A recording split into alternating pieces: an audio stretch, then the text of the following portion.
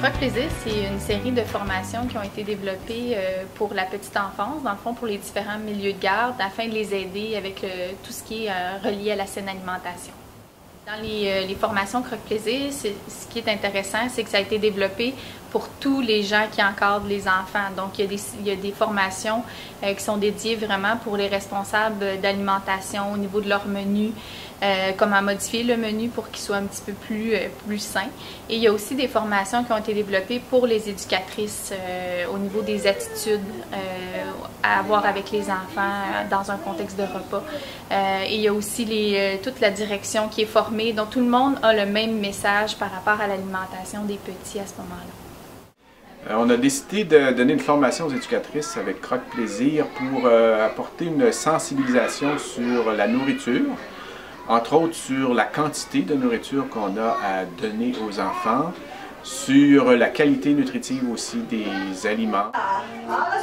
C'est important Croque Plaisir parce que justement le fait d'être assis avec les enfants, de partager quelque chose avec les enfants, ça fait en sorte que le lien d'attachement est plus facile avec les amis avec qui on travaille.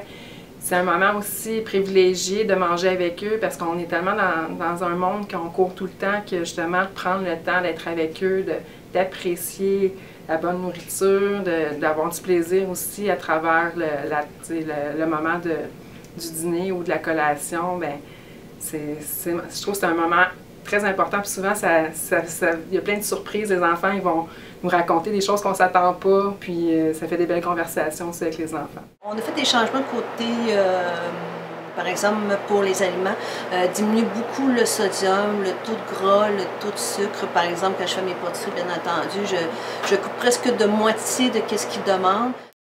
Les frais de nourriture ont augmenté beaucoup, entre autres la viande, et le fait qu'on ait diminué la quantité de viande pour la remplacer par d'autres sources de protéines comme les légumineuses ou le tofu a fait diminuer les coûts d'achat pour la cuisinière.